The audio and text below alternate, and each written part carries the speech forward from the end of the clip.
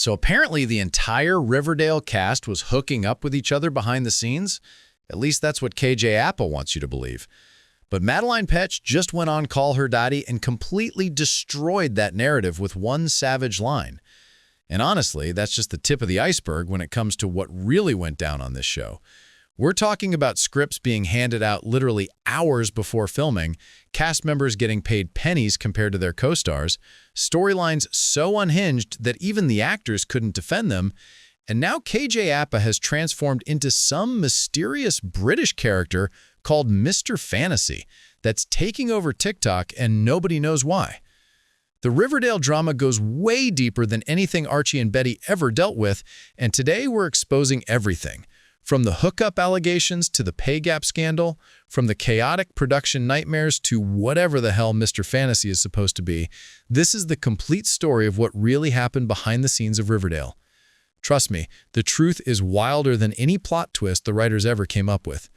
Before we dive into this mess, do me a favor and hit that subscribe button. I promise the tea we're about to spill is worth it. And if you don't subscribe, you might end up like Cheryl Blossom talking to her dead brother's corpse for an entire season. Don't let that be you. Subscribe now. Let's start with the drama that just exploded across the internet and got everyone talking again.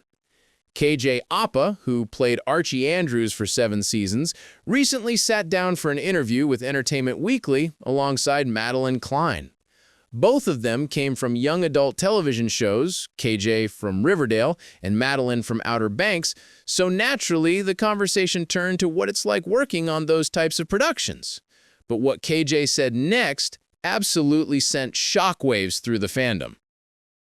When discussing the environment on teen drama sets, KJ dropped a bomb that nobody saw coming. He started talking about how there's always drama that comes to shows like that, and he wasn't being shy about it. He called it part of the environment, part of the deal, when you're working on a young adult series. Madelaine Klein jumped in agreeing, explaining how the young casts can't help but get close while filming these shows, because you're essentially spending every single day with these people for years. She compared it to a family, the family you never asked for, and KJ agreed with her.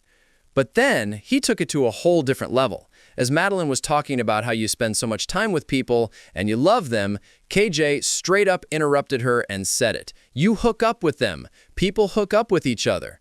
Just like that, no hesitation, no filter, he put it out there for the world to hear. The way he said it made it sound like this was just common knowledge, like everyone already knew the Riverdale set was basically one big romantic entanglement. Entertainment Weekly even noted in their article that KJ kept doubling down on the idea that teen TV co-stars regularly get involved with each other. He wasn't talking in hypotheticals or maybes, he was stating it as fact. And immediately, the internet went absolutely wild. Fans started speculating like crazy. Who was hooking up with who? Was it multiple people? Did KJ himself get involved with someone on set? The rumors started flying faster than Jughead could narrate a voiceover. People were analyzing old interviews, looking at behind-the-scenes photos, trying to figure out which cast members might have been romantically involved. The Riverdale fandom, which had been relatively quiet since the show ended, suddenly exploded back to life with everyone demanding answers. But here's the thing that made it even more interesting. Entertainment Weekly specifically pointed out that KJ himself has never been romantically linked to any of his Riverdale co-stars publicly. So why was he so confident and vocal about this hookup culture? Was he speaking from personal experience, or was he just stirring the pot? The mystery only made people more desperate to know the truth. What made the whole situation even more explosive was how casual he was about it. This wasn't some slip of the tongue or accidental revelation. He seemed almost proud to share this information, like he was finally letting fans in on a secret that everyone on set already knew. The confidence in his voice, the way he interrupted Madelaine to make his point, it all suggested that this was something he'd been wanting to say for a while. If KJ Apa thought his comments were going to go unchallenged, he was dead wrong. Enter Madelaine Petsch, who plays Cheryl Blossom, and she was not having any of it. Shortly after KJ's interview made waves online, Madelaine appeared on the Call Her Daddy podcast with Alex Cooper, and she came prepared to set the record straight in the most brutal way possible. Alex brought up the recent article that had come out claiming the Riverdale cast was all hooking up with each other, and Madelaine's response was immediate and savage. She asked if she could set the record straight about Riverdale right there on air, and Alex obviously said yes. What came next was one of the most memorable moments of the entire podcast. Madelaine looked directly at the camera and said she did not touch a single person on that show with a 10-foot pole. But she didn't stop there. She repeated it again for emphasis, making absolutely sure that everyone understood her position. She wanted it crystal clear that she never got involved with anyone from the cast, not even close. The way she said it left zero room for interpretation or doubt. She went on to explain her philosophy about mixing business with pleasure, which is simple. She doesn't do it. Madelaine made it clear that she has never hooked up with a co-star on any project she's worked on, and Riverdale was no exception. For her, keeping her personal life and professional life completely separate isn't just a preference, it's a hard rule that she refuses to break no matter what. The contrast between her statement and KJ's couldn't have been more dramatic. While he was out there suggesting that everyone was getting involved with each other, she was firmly denying any participation in whatever may have been happening. The 10-foot pole comment especially struck a chord with fans because it was so direct and left no wiggle room. She wasn't being diplomatic or vague. She was shutting down the rumors with the force of a sledgehammer. What made her response even more powerful was how she addressed the assumptions people were making. She clarified that the article made it sound like everyone on the show was constantly hooking up, which she found completely ridiculous and untrue, at least as far as her involvement went. She wasn't going to let her reputation get dragged into drama that she had nothing to do with. Fans immediately started taking sides. Some believed Madelaine completely and praised her for standing up for herself. Others wondered if maybe she was just protecting her image and there was more to the story. The debate raged on social media, with people dissecting every word of both interviews, trying to figure out who was telling the truth and what really happened on that set. But Madelaine's comments also raised another question.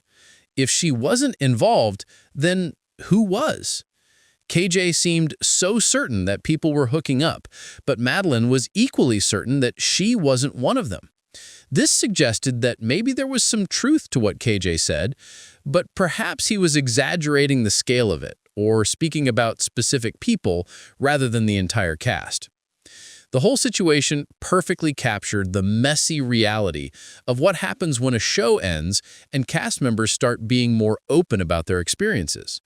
Without the pressure of maintaining the show's image or worrying about stirring up drama that could affect production, people feel free to share their truth.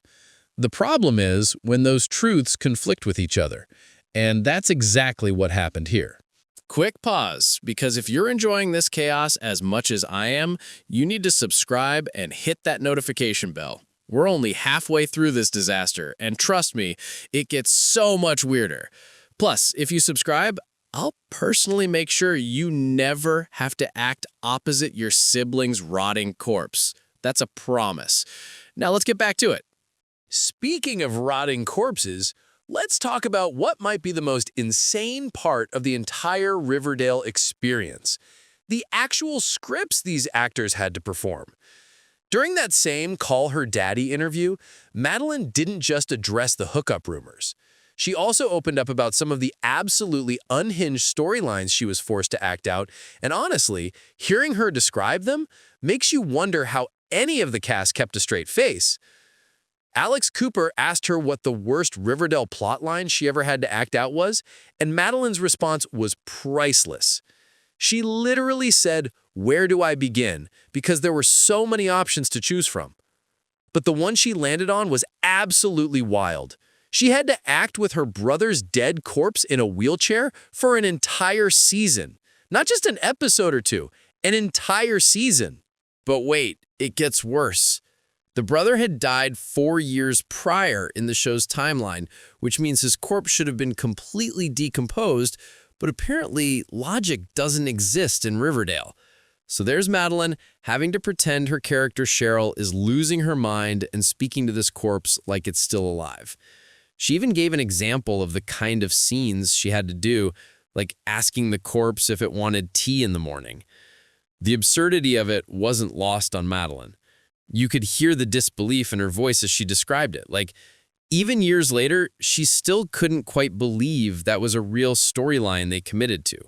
But as wild as that was, she then changed her answer to something even more ridiculous, calling it her Roman Empire, meaning it's something she thinks about constantly. The storyline she actually considers the worst was when her character became a witch. Now, becoming a witch on a teen drama isn't necessarily that unusual. Plenty of shows have done it. But Madelaine had specifically told the creator, Roberto Aguirre Sacasa, one thing when they decided to make her character magical. She said she never wanted to see lasers coming out of her hands. It was apparently the one boundary she tried to set. So naturally, what did Roberto do in the season 6 finale? He had her floating in the air like the Scarlet Witch, singing and crying with lasers shooting out of her hands at a comet.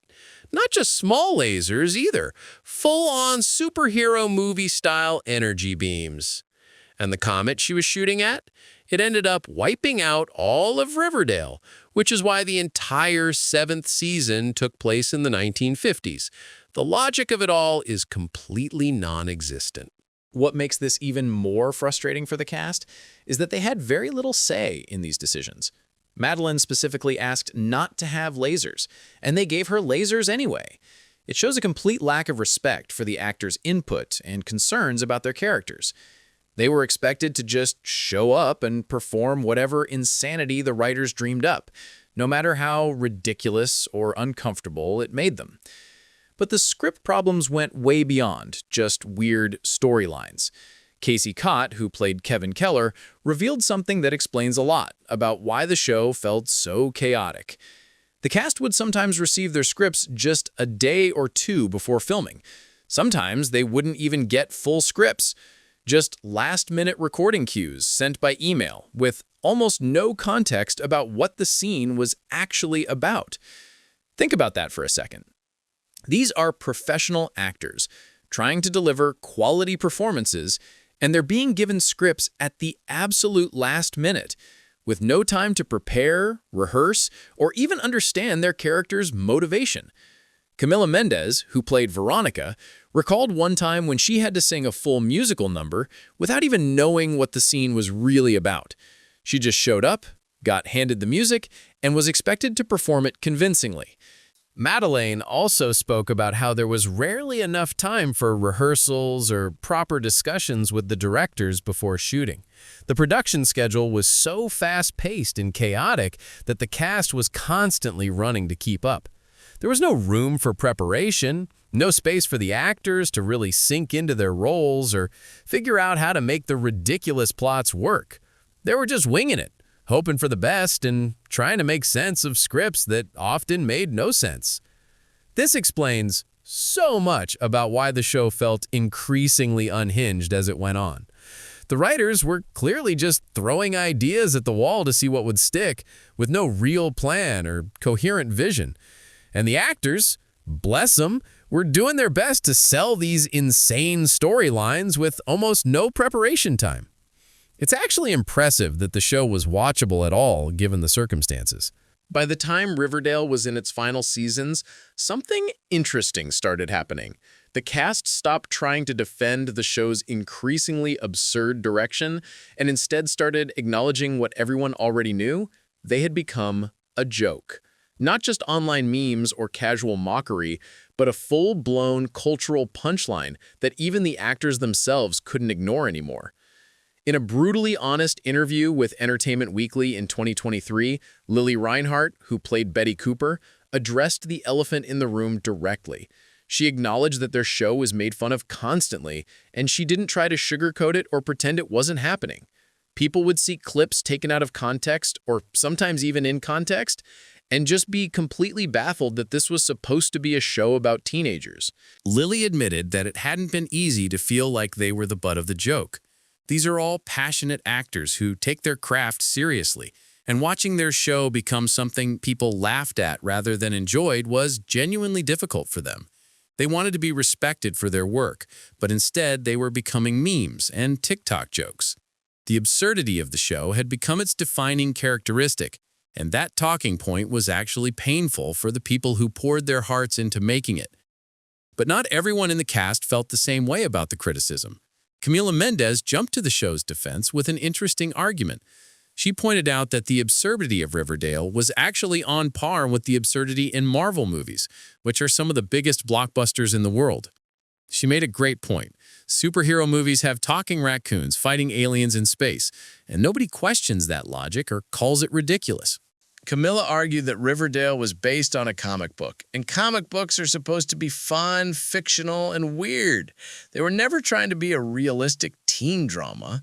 If people wanted relationship drama and high school problems with no supernatural elements, there were plenty of other shows to watch. Riverdale was intentionally leaning into the bizarre, and she didn't see why they should apologize for that when Marvel gets praised for the same thing. Cole Sprouse, who played Jughead, chimed in with his own take. He told people that if they wanted a more grounded teen show, they should go watch Euphoria instead. But he also admitted something interesting.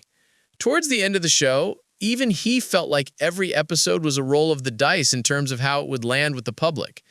They never knew if something would be received as entertainingly weird or just plain bad. This uncertainty seemed to define the later seasons.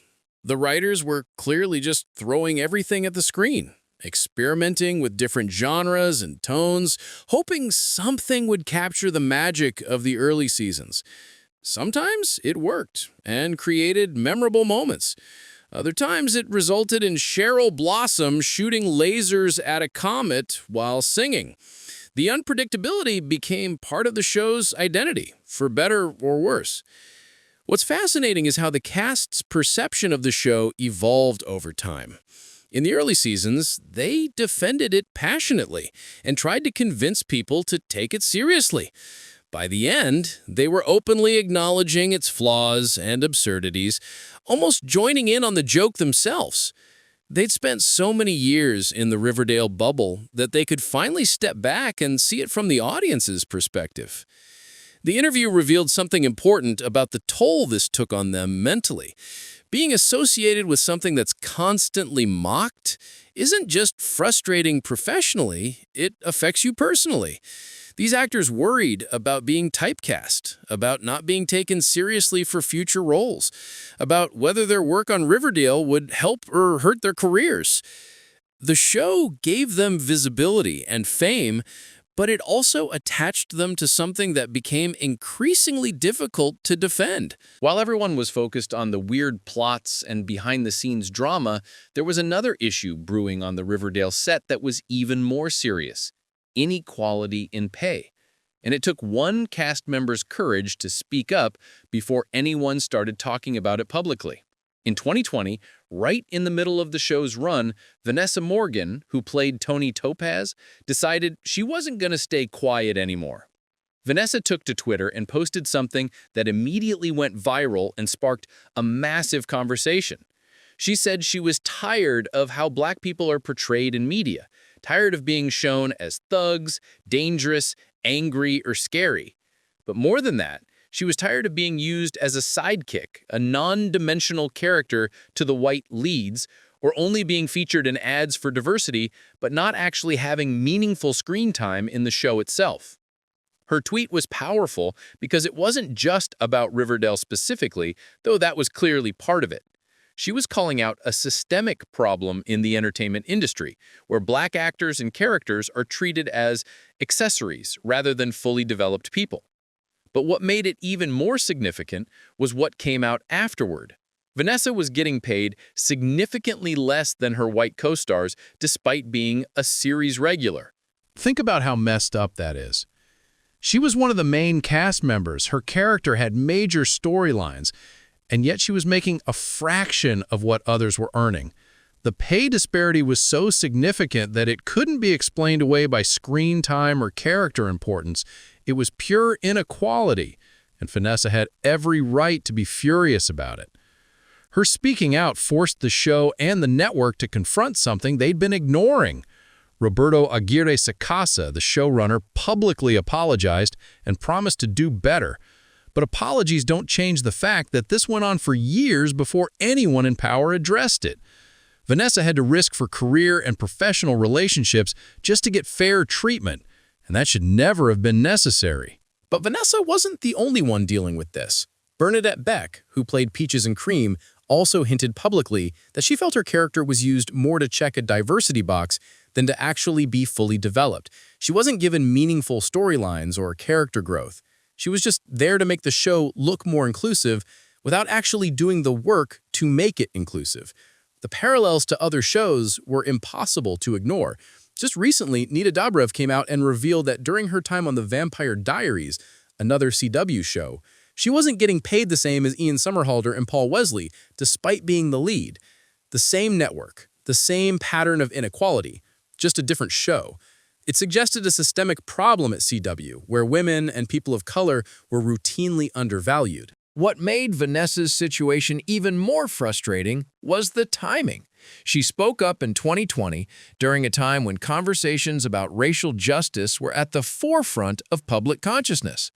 The Black Lives Matter movement was sparking discussions about inequality in every industry, including entertainment. But even with all that attention on these issues, Vanessa still had to fight for fair treatment on her own show. The cast rallied around her, with several of them posting supportive messages and acknowledging that change needed to happen. But support on social media doesn't pay the bills or fix years of financial inequality. Vanessa deserved more than kind words. She deserved equal compensation from the start, and the fact that she had to publicly call it out to get any action is a massive failure on the part of the show's producers and the network. This revelation changed how a lot of fans viewed the show. Suddenly, all those diversity storylines and inclusive messaging felt hollow when the people actually bringing that diversity to the screen weren't being valued or compensated fairly. It exposed the performative nature of a lot of Hollywood's attempts at inclusion, where they want the credit for diversity without actually treating diverse cast members with respect and equality. Just when you thought the Riverdale drama couldn't get any weirder, KJ Apa decided to completely reinvent himself in the most bizarre way possible. If you've been on TikTok recently, you might have come across a mysterious account called Mr. Fantasy that's been going absolutely viral. The account features a man in a wig speaking in a British accent with this completely out there vibe that's equal parts entertaining and confusing. At first, people were trying to figure out who this Mr. Fantasy character was.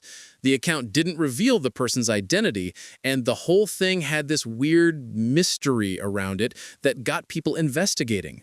But fans are like detectives, and it didn't take long before they started connecting the dots. The tattoos were identical to KJ Apa's. The facial features, even under the wig and makeup, looked exactly like him. And once people started comparing side-by-side photos, it became pretty much undeniable. Well, KJ hasn't officially confirmed that he's Mr. Fantasy. I mean, come on. It's obviously him. The evidence is overwhelming. But what makes this whole thing even more interesting is that KJ is fully committing to this character. This isn't just a one-off joke or a funny video he posted. He's created an entire persona, complete with a backstory, a distinct personality, and even original music. And speaking of music, Mr. Fantasy already has a song out that climbed to the top of Spotify's viral charts. The track has this indie, experimental vibe that's completely different from anything associated with Riverdale or KJ's previous work. It's clear he's trying to establish Mr. Fantasy as a legitimate artistic project, not just a meme or publicity stunt. The song has millions of streams, and people genuinely seem to be vibing with it. But it gets even more bizarre. Mr. Fantasy has started collaborating with brands, including a partnership with Chipotle that produced some of the strangest promotional content you'll ever see. In one video, Mr. Fantasy shows up at a Chipotle location, calling it his secret discovery hole in the wall. And the whole thing is so surreal and over the top that you can't help but watch. The big question everyone's asking is, why? Why is KJ Apa doing this? There are a few theories floating around. Some people think this is preparation for an upcoming movie role where he plays a similar character and he's using social media to test it out and build buzz. Others believe he's trying to launch a legitimate music career, but wants to separate it from his Riverdale identity, so he created this alter ego as a buffer. There's also the possibility that he's just having fun and experimenting with different forms of creative expression. After spending 7 years playing Archie Andrews, maybe he wanted to do something completely different, something that let him be weird and experimental without worrying about his established image. Mr. Fantasy gives him that freedom. Whatever the reason, people are eating it up. The Mr. Fantasy account has millions of followers. The videos regularly go viral, and there's a whole community of fans who are invested in this character. Some fans from Riverdale are confused and don't know what to make of it. Others think it's brilliant and love seeing KJ take creative risks. And then there are people who have no idea he was even on Riverdale and just discovered him through Mr. Fantasy. What's particularly interesting is how this fits into the larger pattern of Riverdale cast members trying to distance themselves from the show and rebrand. KJ isn't just taking on new roles or doing interviews about moving forward. He's literally created an entirely different persona that has nothing to do with Archie Andrews or the squeaky clean teen heartthrob image he had for years. It's bold, it's weird, and it's definitely getting attention. Whether Mr. Fantasy becomes a long-term project or just a phase in KJ's career remains to be seen, but one thing's for sure, nobody's going to forget this anytime soon. He's successfully made people talk about him for reasons that have nothing to do with Riverdale, and in the entertainment industry, that's sometimes exactly what you need to do to evolve. KJ Apa isn't the only former Riverdale cast member desperately trying to shed the show's chaotic legacy and move on to bigger and better things. Practically the entire main cast has been working overtime to rebrand themselves and show the world they're more than just the characters they played for 7 years. And honestly, you can't blame them. Being associated with a show that became a cultural punchline isn't exactly great for your acting career. Lily Reinhart has been taking on more serious, dramatic roles in independent films, trying to show her range as an actress beyond Betty Cooper's girl-next-door persona. She's been very selective about her projects, clearly wanting to avoid anything that might typecast her back into the teen drama world. She's also been incredibly open about mental health struggles, using her platform to have real conversations about anxiety and depression, which has helped people see her as more than just her character. Cole Sprouse has leaned heavily into photography and more artistic pursuits. He's been booking roles in indie projects and distancing himself from mainstream teen content. Having been a child star before Riverdale with his work on The Sweet Life, he knows better than anyone how important it is to evolve and show you can do different things. He's been strategic about building a more mature, artistic image. Camila Mendes has been appearing in films and taking on roles that are completely different from Veronica Lodge. She's done rom-coms, thrillers, and other genres that let her show versatility. In interviews, she's been gracious about Riverdale, but also clear that she's ready for the next chapter of her career. You can tell she doesn't want to be defined by one role for the rest of her life. Madelaine Petsch has been building a significant presence on YouTube and social media outside of acting, creating content that lets people see her real personality rather than just Cheryl Blossom. She's also been taking on film roles and doing modeling work that showcases a totally different side of her talents. Her strategy seems to be diversification, not putting all her eggs in the acting basket. But here's the thing that's making this difficult for all of them. Riverdale keeps coming up. Every interview they do, every press tour for new projects, journalists inevitably ask them about the show. They can't escape it, no matter how hard they try.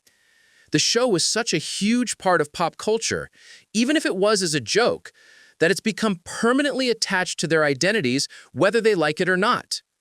What's interesting is watching how different cast members handle this.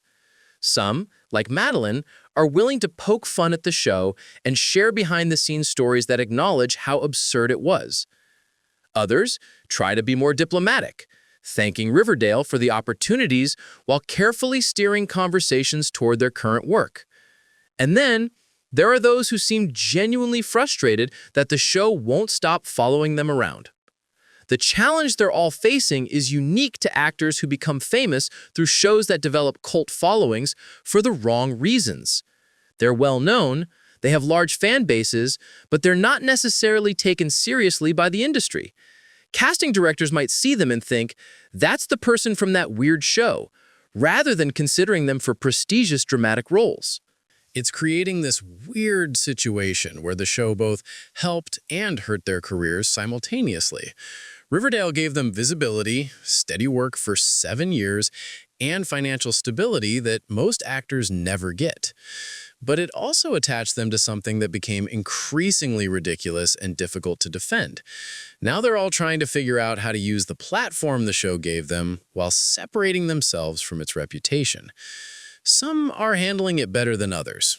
The ones who are willing to acknowledge the show's flaws while still expressing gratitude for the experience tend to come across better in interviews. The ones who try to pretend it was all great or get defensive about the criticism often end up making things worse for themselves. Finding that balance between honoring your past work and moving forward is tricky. So, after everything we've talked about, what's the real legacy of Riverdale? It's complicated, just like everything else about the show.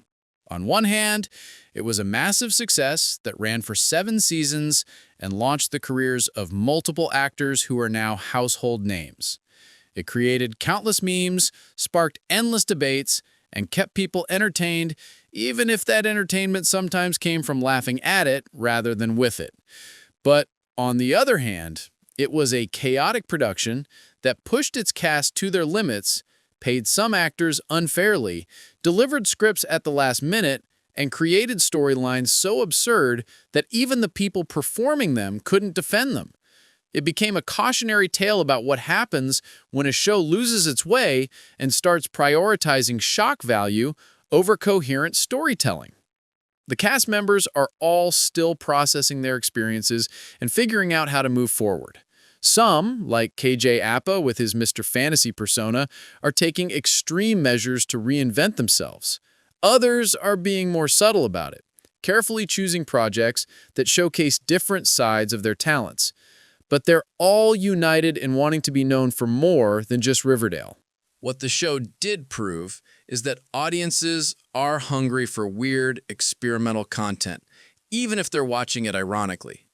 Riverdale's willingness to take risks and try bizarre storylines, even when they didn't work, set it apart from safer, more formulaic teen dramas. There's something admirable about a show that's willing to have a character talk to their dead brother's corpse or shoot lasers at a comet, even if the execution was questionable. The conversations happening now, with cast members opening up about hookups, pay gaps, production chaos, and their true feelings about the scripts, are giving us a fascinating look behind the curtain. It's rare to get this level of honesty from people while the show is still fresh in everyone's minds. Usually, these revelations come out decades later in tell-all books, but the Riverdale cast is giving us the tea in real time. As for whether the show will be remembered fondly or as a mess, probably both. It'll be one of those things people look back on with a mix of nostalgia and bewilderment, wondering how all of that actually made it to television. The memes will live forever, the wild storylines will become legendary, and the cast's candid discussions about their experiences will add layers to how we understand the show. One thing's certain, though. Riverdale was never boring. For better or worse, it gave us 7 seasons of absolute chaos, and we're still talking about it even now. That's more than most shows can say. All right, if you made it this far, you're officially part of the chaos. Hit that subscribe button because we're clearly both into messy drama and terrible decision-making. Drop a comment letting me know what you think about everything, whether you believe KJ or Madelaine about the hookups, and if you're brave enough to admit you actually enjoyed Riverdale. I'll see you in the next video where we'll probably dive into more behind-the-scenes disasters. Peace out.